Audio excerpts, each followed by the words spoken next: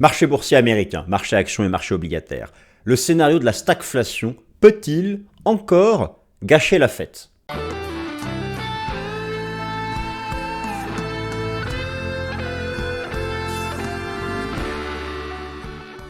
Alors chers amis, bienvenue, c'est la nouvelle édition du Top Gun. Nous faisons suite aux annonces la semaine dernière de la Réserve fédérale des États-Unis avec le scénario du pire fondamental qui a été évité. Les annonces de la Fed la semaine dernière sont quasiment inespérées, eu égard au rebond de l'inflation depuis le début de l'année, en rythme mensuel. Eu égard à certaines statistiques macroéconomiques qui sèment le doute. Et pourtant, la Fed a confirmé qu'il y aura non seulement un pivot cette année, qu'il y aura 3 baisses de taux cette année, c'est-à-dire qu'elle ne manifeste pas d'inquiétude quant à sa confiance à une retombée des taux d'inflation sous-jacents en direction des 2%. À côté de cela, elle ne croit pas non plus à la stagflation et encore moins au hard landing. Elle croit toujours au soft landing. Rappelez-vous, chers amis, j'ai fait une vidéo sur ce sujet il y a 2 semaines.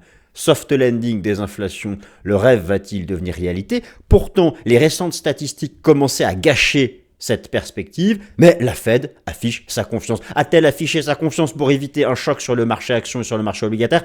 C'est possible. Dans tous les cas, la Fed n'a pas non plus garanti qu'elle agirait ainsi. Elle reste data dependent. Alors, dans cette vidéo, on va faire plein de choses. Déjà, c'est un titre pour faire peur, c'est un titre pour faire des clics, mais quand même, ça va me permettre de reprendre un certain nombre de choses. Le S&P 500 a fait un nouveau record historique dans le sillage de la Fed. Les taux d'intérêt ont rejeté sous résistance, permettant un petit rebond du marché obligataire qui reste en tendance haussière depuis septembre-octobre 2023. Alors, maintenant, qu'en est-il ? Cette fameuse inertie haussière, rappelez-vous mon expression favorite, une tendance se relance plusieurs fois mais ne se retourne qu'une fois, une tendance haussière se relance plusieurs fois ainsi que se développe la succession de creux et de sommets ascendants, et tant qu'il n'y a pas de cassure de support, cela se développe. Cela a été vérifié jeudi dernier avec un nouveau record historique du S&P 500, il y a eu aussi un nouveau record historique de l'or, le rebond des crypto-monnaies, mercredi soir. Bon, l'attrait pour le risque. C'est inespéré ce qu'a annoncé Jérôme Powell la semaine dernière.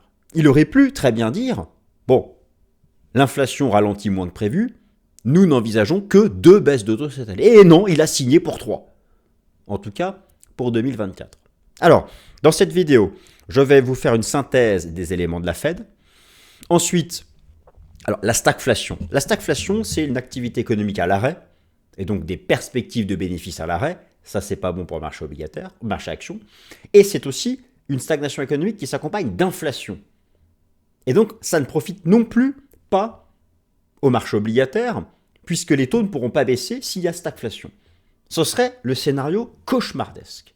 Est-il crédible ? Jérôme Powell nous dit non. Il dit non. Vous savez, en général, c'est le marché qui s'emballe. En général, c'est la haute finance qui s'emballe. En général, ce sont les traders institutionnels qui s'emballent, qui rêvent, qui vivent dans le scénario prospectif le plus optimiste.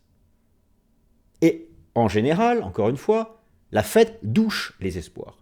La semaine dernière, ce fut le contraire. Qu'est-ce que c'est étonnant. Donc, la stagflation, la Fed n'y croit pas. Se trompe-t-elle ? Je vais passer en revue avec vous les dernières mises à jour macroéconomiques américaines. Et cette semaine, ça tombe bien, nous avons vendredi la mise à jour de l'inflation PCE aux États-Unis, qui est l'indice des prix favori. Je vais reprendre avec vous tous les indicateurs d'inflation. J'en ai des nouveaux pour ceux qui sont lassés par mes exposés sur l'inflation. Restez, j'en ai des nouveaux indicateurs avancés. Et puis, bien sûr, point technique, S&P 500, taux d'intérêt du marché. Je parle aussi de l'action Nvidia. Je vous parlerai de la bourse de Taïwan. Vous savez que c'est à Taïwan que 90% des puces électroniques, informatiques et liées à l'intelligence artificielle sont créées. La société TSMC. Et puis, je parlerai de l'action Apple. Alors, vous reconnaissez, vous avez à gauche le plan, et puis, comme je viens de le dire, vous pouvez le lire tranquillement. Mais qu'avons-nous à droite ? Est-ce que quelqu'un parmi vous reconnaît ce que nous avons ici à droite sur cette image ? Une épée suspendue au plafond par un crin de cheval. Et en dessous, un personnage. Un personnage qui a le pouvoir, mais qui a peur que l'écran de cheval soit rompu par le poids de l'épée et que l'épée vienne lui transpercer le corps. Il s'agit de l'épée de Damoclès, tout à fait. Vous avez vu juste.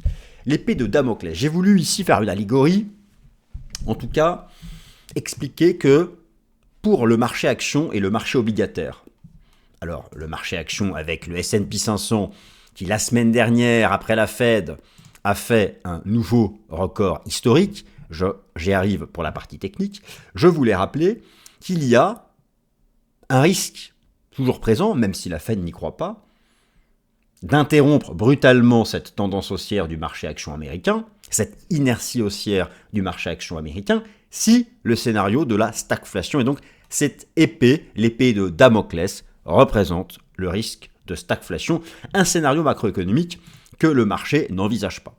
Alors, bonne nouvelle, la Fed confirme qu'il y aura bien un pivot cet été et 3 baisses de taux d'ici décembre 2024. Je vous ai mis en haut à droite ce qu'on appelle les dot plots, c'est-à-dire vous avez un point jaune. Vous savez, la Réserve fédérale des États-Unis, elle est constituée Réserve fédérale. Dans Réserve fédérale, il y a fédéral. C'est la fédération des banques centrales régionales des États-Unis. Chacune d'entre elles étant dirigée par un monsieur ou une madame et un monsieur. Bon. Et donc, ces patrons régionaux ont un droit de vote au sein du comité de politique monétaire de la Fed, le FOMC. Et c'est suite à ce vote que la Fed prend une décision de politique monétaire. Et donc, les dot plots répartissent les avis de chacun sur les baisses de taux à venir. Et la majorité fait le choix de 3 baisses de taux. Nous sommes à 5,50, ça passera à 4,75. Ça, ce sont les dot plots. Suite, la semaine dernière, aux annonces de la Fed, eh bien, vous avez désormais une probabilité de 65% que la Fed pivote lors de sa décision de politique monétaire du 12 juin, alors qu'avant cela, c'était moins de 50%. En réalité, que s'est-il passé ? La Réserve fédérale des États-Unis a donc mis à jour ses anticipations macroéconomiques, et là, observez bien ce tableau. Je vous avais expliqué la semaine dernière qu'il fallait surtout regarder la mise à jour de la ligne Federal Funds Rate. Eh bien, en décembre dernier, la Fed avait dit qu'il y aurait 3 baisses de taux, passées de 5,5 à 4,75, et là, elle nous dit pareil. Et ça, c'était inespéré, d'autant plus qu'en plus, la Fed relève ses anticipations d'inflation. Elle pense que nous serons qu'à 2,6 en core inflation fin 2024. 2,6, c'est quoi ? Je vous rappelle que l'inflation core PCE, actuellement, est à 2,8. Donc, ça veut dire que la Fed pense qu'on va simplement passer de 2,8 à 2,6 d'ici décembre. C'est pas 2 encore. Et pourtant, malgré ça, elle dit 3 rate cuts. Ça veut dire qu'elle a confiance, pas loin d'avoir une vraie confiance dans la désinflation. Ça peut surprendre, avec les difficultés autour du canal de Suez, du canal de Panama, l'explosion du fret maritime, un pétrole qui se maintient haut avec les OPEC production cuts. Mais elle garde confiance. Bon. La Fed fait les tendances de Wall Street, vous l'avez constaté. Et elle les a fait et elle les fera toujours. 2,8, c'est pas loin. Cette semaine, vous avez la mise à jour du PCE, vendredi. Actuellement, en fait, pour être précis, il est à 2,84, parce que là, c'est arrondi. Il est attendu à 2,78. Imaginez que si d'ici décembre, ça devait être sous 2,6, ce serait mieux que ce que pense la Fed. Donc, voilà. Donc, le marché se disait que si la Fed relevait son anticipation d'inflation comme elle l'a fait, elle baisserait ses anticipations de baisse de taux. Bah non, elle les a maintenues à 3. Et en plus, elle ne croit pas à la récession. Je termine par l'exposé. Pourquoi ? Regardez, vous avez ici les anticipations de la Fed en ce qui concerne le taux de chômage aux États-Unis. Elle pense que le taux de chômage sera à 4% en fin d'année, alors que je vous rappelle que c'est quand même chaud, car dans le dernier rapport NFP, ce taux de chômage a progressé pour atteindre 3,9% de la population active, mais la Fed nous a dit la semaine dernière, je ne m'inquiète pas, tout ceci va retomber, et elle a même baissé son anticipation de 4,1 à 4. C'est-à-dire, pour résumer, soft landing, désinflation, baisse de taux, voilà le combo, le tiercé gagnant qui entretient la tendance, alors que pourtant, actuellement, les chiffres macro commencent à la contredire. Mais elle nous dit que non, n'en tenez pas compte, c'est provisoire. Qui a raison? Donc, pour le coup, vous n'avez pas dit de bêtises en expliquant que ce qui compterait, c'était la mise à jour de cette ligne, Federal Funds Rate. Maintenant, place aux chiffres, puisque la Fed nous dit qu'elle est data dependent, et cette semaine, vendredi, vous avez donc la mise à jour du sacro-saint PCE Inflation et du core PCE Inflation. This is the key, my dear fellows. Donc ça, ce sont les... Alors, ce que je viens de vous raconter, je l'ai mis à l'écrit, à gauche. Maintenant, chers amis, place aux chiffres. Effectivement, le risque de stagflation a-t-il gagné en probabilité? Alors, qui dit stagflation, rappelons que les tendances de fond du marché action et du marché obligataire se construisent toujours sur un scénario macroéconomique structurel. C'est le scénario du soft landing qui a porté la tendance ces derniers mois. Alors, lorsqu'on parle de cadre macroéconomique prospectif, il y a soit le hard landing, c'est la dépression économique, on perd 50%. Il y a le no landing, c'est-à-dire que l'économie accélérerait malgré les taux d'intérêt, parce qu'elle aurait du ressort structurel.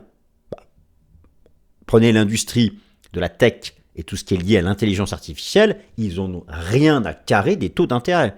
Parce qu'il y a dans l'intelligence artificielle des perspectives de bénéfices intrinsèques qui ne dépendent pas des coûts de financement. Mais l'intelligence artificielle ne représente pas l'intégralité de l'économie. Ce n'est qu'une petite partie de l'économie. Même si actuellement c'est là où se font la majorité des bénéfices. Bon. Et il y a donc le soft landing qui serait un ralentissement économique, mais qui serait suffisamment sous contrôle pour autoriser la poursuite de la croissance des bénéfices. Et il y a enfin la stagflation. Et ça, c'est pas bon.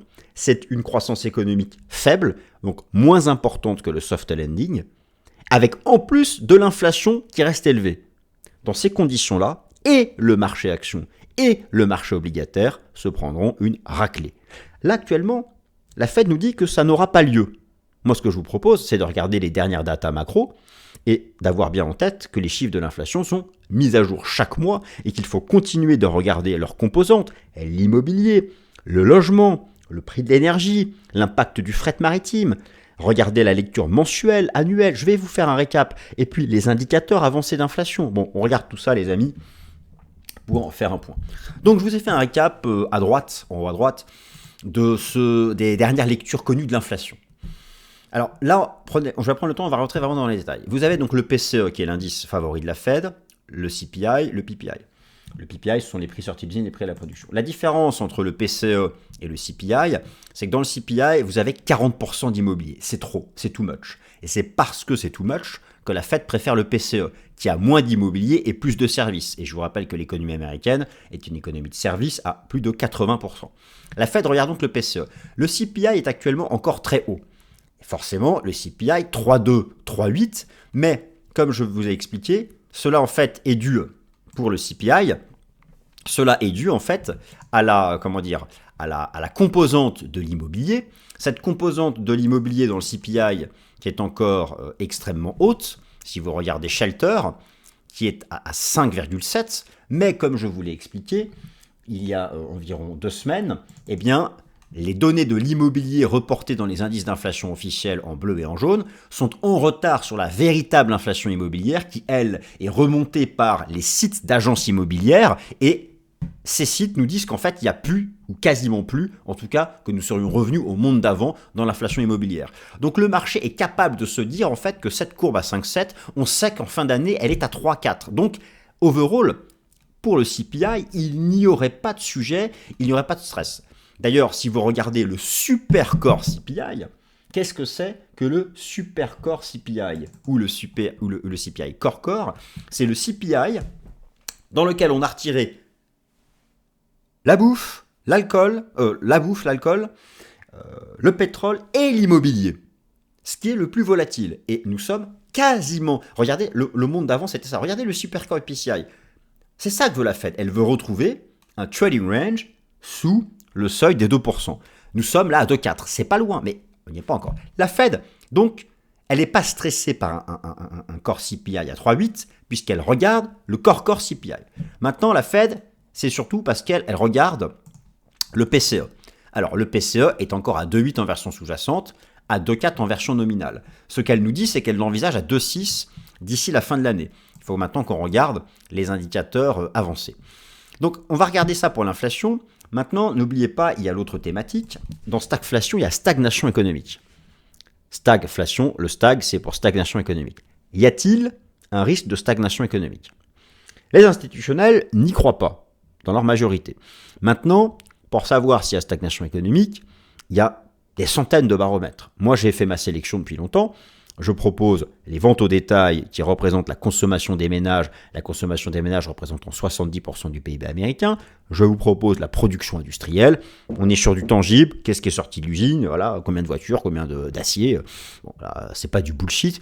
Et côté bullshit, nous avons les indicateurs avancés, les Purchasing Manager Index, les Forward Looking Indicators, qui sont du vent dans le sens où ce sont des sondages. Mais en réalité, il y a une vraie corrélation avec les marchés actions. Et puis, ce sont quand même des agents économiques importants qui sont sondés. En tout cas, les PMI sont très respectés par le marché. Et donc, où en sont-ils? Où en sont-ils pour l'économie des États-Unis? Alors, du côté des PMI, vous avez le PMI des services.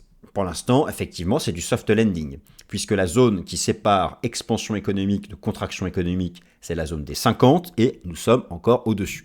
Donc là-dessus, il n'y a pas de sujet. Il y aurait davantage un stress sur l'évolution des ventes au détail aux États-Unis, où là, clairement, il y a eu un décrochage depuis le début de l'année. Sauf que nous ne savons pas. Alors, a priori, ce décrochage serait lié en grande partie aux conditions hivernales qui ont pu bloquer sur la période, dans certaines parties des États-Unis, les transports, et donc forcément la capacité de l'activité économique à se dérouler normalement. À confirmer. Mais en tout cas, récemment, il y a eu un décrochage des ventes au détail aux États-Unis. Vous pouvez aussi regarder du côté de la production industrielle aux États-Unis, où c'est pas top en termes de taux de croissance annuel de la production industrielle. Le taux est à 0. Ça, c'est plutôt du côté de la stagnation économique. Mais encore une fois, l'industrie ne représente que 19% du PIB des États-Unis. Donc le débat est encore ouvert, mais tant que l'économie des services ne décroche pas, et tant que le taux de chômage ne s'envole pas aux États-Unis, il n'y a pas de stagnation économique, et cela va dans le sens du soft landing. Et le taux de chômage aux États-Unis, qui est récemment monté à 3,9% de la population active, la Fed nous dit qu'on n'ira pas plus haut. Espérons qu'elle ne se trompe pas. Elle a quand même dit la semaine dernière qu'on ne dépasserait pas 4%. Là, elle a une marge de manœuvre qui est devenue faible. Donc le prochain rapport NFP, qui sera publié le premier vendredi du mois d'avril, aura une importance forte. Maintenant, où en sommes-nous du côté des indicateurs avancés de l'inflation? Alors, on va regarder un certain nombre que j'ai ici remis à gauche sous surveillance. Y a-t-il des risques? Donc, cette inflation PCE, pas le CPI, là c'est le CPI. Maintenant, je vous montre celui qui est le plus important, c'est le PCE. C'est celui qui est le plus suivi par la Fed. Vous avez en bleu ici le core CPI qui est à 2,8. Et vous avez le PCE qui est à 2,4. Regardez où on était dans le monde d'avant. Le monde d'avant, c'est celui avant l'envolée inflationniste post-crise sanitaire. Dans le monde d'avant, regardez, le core CPI et le CPI oscillaient autour de 2. Donc là, nous sommes en direction de 2, mais nous ne sommes pas encore en train d'osciller autour de 2. Cela va-t-il être le cas? Si l'on en croit les indicateurs avancés, je commence par vous présenter de nouveaux indicateurs avancés. Je vous ai beaucoup parlé, vous savez, des indices PMI. Et dans les indices PMI, qui sont des indicateurs avancés respectés par le marché, vous avez plusieurs composantes. Et vous avez notamment la composante prix. Nous allons donc regarder la composante inflation du PMI des services de l'ISM et du PMI manufacturier de l'ISM pour les États-Unis. Ensuite, vous avez traditionnellement Inflation Nowcasting de la Réserve fédérale de Cleveland et Trueflation. Donc, où en sommes-nous avec tout ça? La composante inflation du PMI manufacturier US est revenue au monde d'avant. Pas de stress, elle est revenue au monde d'avant. Donc ça, c'est plutôt bon signe. Maintenant, la composante inflation du PMI des services aux États-Unis, elle est aussi Alors, il y a eu un rebond sur les dernières semaines qui inquiétait un peu, mais ça retombe et nous serions aussi revenus au monde d'avant. Ici, vous avez donc la poussée inflationniste liée au Covid. Donc, d'après les composantes inflation des indicateurs avancés, des forward-looking, il n'y aurait pas de stress. Maintenant, que nous dit l'algorithme de la Réserve fédérale, qui est ici construit par l'antenne régionale de Cleveland, eh bien, elle nous dit que le corps PCE, je vous rappelle que le corps PCE est actuellement précisément à 2,84 pour être précis, et là c'est arrondi, est à 2,84.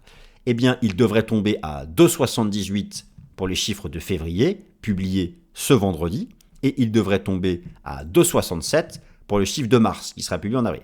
Donc, ça continue de décélérer, et c'est pour ça que la Fed semble avoir confiance que d'ici la fin de l'année, nous serons à 2,6, et ce qu'elle nous dit, c'est que si on arrive à 2,6, ça peut justifier 3 baisses de taux. Donc en gros, la Fed nous a dit qu'elle allait commencer à baisser ses taux avant que le PCE revienne à 2%. Donc vraiment, désormais, puisque la Fed elle est data dependent, il faut continuer de scruter la mise à jour de l'indice des prix PCE et la mise à jour de tous ces indicateurs avancés d'inflation. Et donc là, c'est le temps fort fondamental de la semaine. Ce vendredi, vous avez la mise à jour du PCE. Il faudra regarder la version mensuelle et la version annuelle. Parce qu'en mensuel, récemment, ça avait accéléré.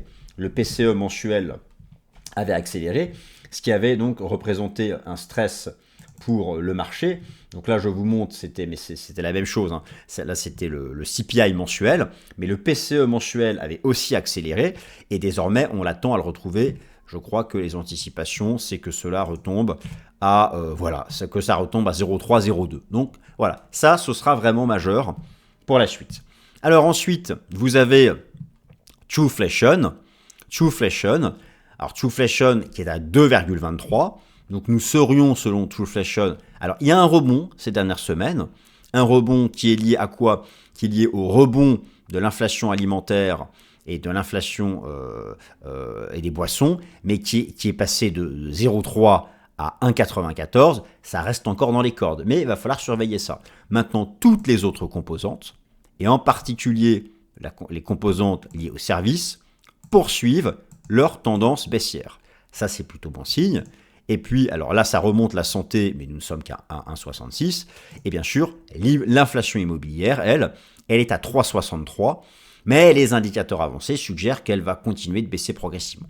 Donc là, il faut quand même surveiller cette remontée de Trueflation. Il ne faudrait pas que cela vienne casser les plus hauts ici de février. Donc ça, c'est quand même à suivre. Donc vous voyez que il y a du côté de l'inflation, la messe n'est pas dite. Et puis vous avez aussi toutes les problématiques autour de la géopolitique, de ce qui se passe concrètement dans le trafic maritime.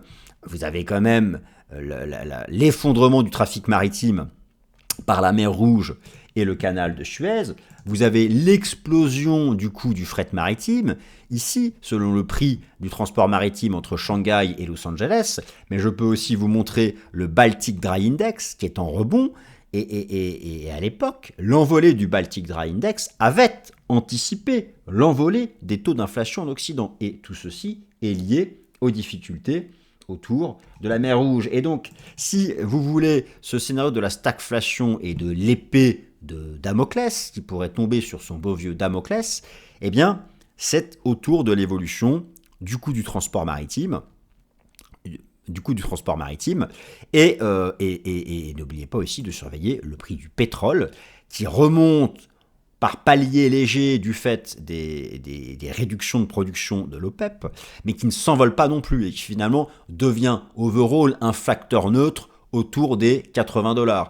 Ce qu'on aimerait bien sûr pour la désinflation en Occident, c'est de voir le pétrole retomber à $65, là, ce serait un vrai facteur de désinflation. C'est pour cette raison que je continuerai de vous proposer le mercredi, dans le Fast and Forex, des points techniques sur le prix du pétrole. Alors, si on faisait maintenant l'analyse technique S&P 500, analyse technique et bien sûr les taux d'intérêt du marché, puisque là aussi c'est primordial. Donc, suite à la Réserve fédérale des États-Unis la semaine dernière, le S&P 500 a fait donc un nouveau sommet. Nous avons toujours ce qui définit la tendance haussière, une succession de creux et de sommets ascendants. Et tant que en données journalières, même si c'est suracheté, cette succession de creux et de sommets ascendants n'est pas brisée, il n'y a pas de panique. Alors, il faut casser un support, il faudrait casser un support, et donc viendra un moment où il y aura une cassure, viendra un moment où vous aurez donc une cassure de support, et là, le premier support sur le S&P 500 se trouve à 5570 points. Vous en avez un maintenant même désormais qui est un poil au-dessus et qui se trouve à 5250. Tant que vous avez cette hausse par palier, par contre voilà, viendra un moment où ça va réintégrer. Moi, je vous ai proposé la semaine dernière un point de long terme sur le S&P 500 en expliquant, donc là vous êtes en bougie mensuelle, que à chaque fois, la fin des bull markets, c'est lorsqu'on avait des divergences haussières en zone de surachat. Là, on arrive à la zone de surachat. Alors, ce qui fut d'ailleurs à l'époque le point haut, mais là, ce fut le choc boursier de la crise sanitaire. Mais, overall, il n'y a pas encore de divergence haussière en données mensuelles. Par contre, vous regardez en données hebdomadaires, on est vraiment, là, le marché atteint vraiment des niveaux de surachat très importants, mais il n'y a pas encore de divergence. Donc, il faudra craindre une vraie correction du S&P 500 le jour où bien toutes les valeurs liées à l'intelligence artificielle, et je vais vous parler d'NVIDIA et de Apple dans un instant, viendront contrarier cette inertie haussière complètement étonnante.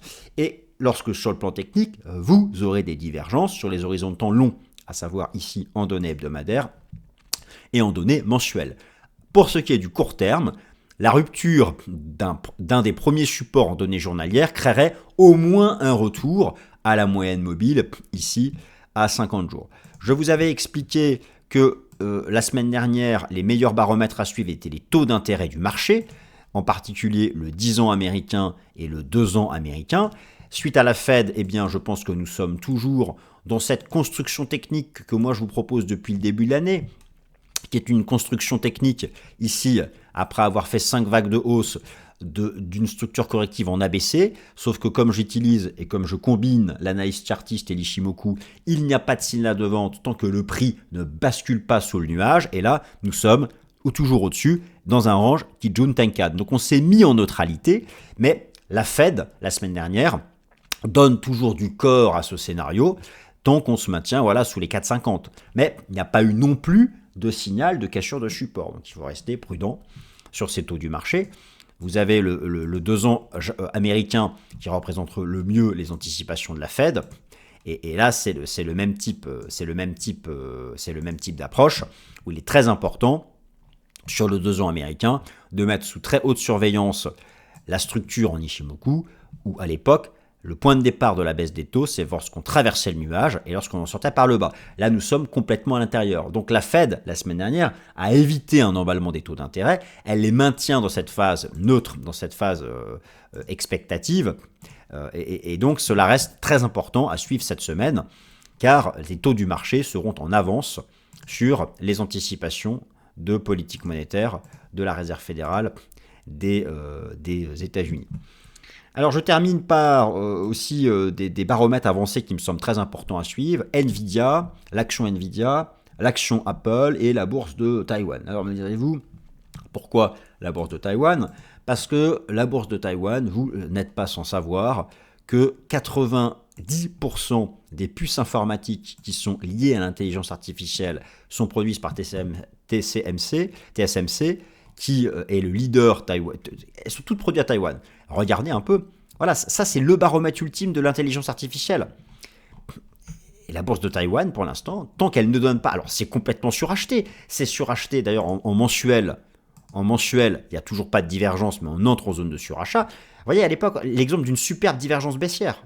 Et c'était la fin. Mais là, on entre en zone de surachat, mais il n'y a toujours pas de divergence. Et là, vous avez donc pareil en données hebdomadaires, et c'est ce qu'il faut continuer de surveiller. Par contre, vraiment, il y a un surachat énorme que l'on mesure par rapport à l'écart aux principales moyennes mobiles, par rapport à l'écart entre la moyenne mobile à 50 jours et la moyenne mobile à 200 jours. Bon, c'est un des baromètres à suivre, car lorsque celui-là se retournera, ça veut dire que toute la thématique de l'intelligence artificielle rentrera dans une phase de prise de profit. Dans les baromètres naturellement à suivre, vous avez toujours l'action NVIDIA. L'action NVIDIA, c'est exactement le même topo, c'est suracheté partout, mais il n'y a pas de divergence. Moi, je pense que finira par avoir cette vague 4. qui pour l'instant n'a pas commencé. En données journalières, ça fait toujours un petit trading range. Regardez un peu, le surachat, on le mesure par l'écart aux moyennes mobiles et l'écart entre les moyennes mobiles. Alors, peut-être que le marché va se contenter d'un trading range avant de continuer sa tendance haussière. En tout cas, c'est à suivre de près. Et vous avez Apple qui rebondit sur un support, un beau support qui a été formé à 165. On pourrait avoir ici une structure en 1 et une 2 ABC. Possible qu'Apple remonte chercher le haut du range, parce qu'Apple a annoncé vouloir intégrer sur ses téléphones sa nouvelle intelligence artificielle. Et oui, on retrouve encore cette thématique de l'intelligence artificielle. Donc il y a un passage de témoin entre ces stars de la tech qui continuent de porter le S&P 500. Donc au final, chers amis, une tendance se relance plusieurs fois mais ne se retourne qu'une fois. L'inertie haussière se développe toujours sur cette thématique de l'intelligence artificielle et en plus de ça, les annonces la semaine dernière de la Fed qui est confiante pour 3 baisses de taux avec la désinflation et le soft landing. Bon, voilà. Voilà, chers amis, et ce qui pourrait inverser la vapeur, c'est la stagflation. C'est pourquoi il faut continuer de mettre sous surveillance les meilleurs baromètres macroéconomiques de l'économie américaine et la mise à jour de l'inflation, notamment le PCE, qui est mise à jour ce vendredi et que je vous débrieferai dès la prochaine édition du Top Gun. J'espère que vous avez passé un bon moment. Merci à toutes et à tous. Merci pour votre petit like d'avance et passez une bonne semaine. Salut.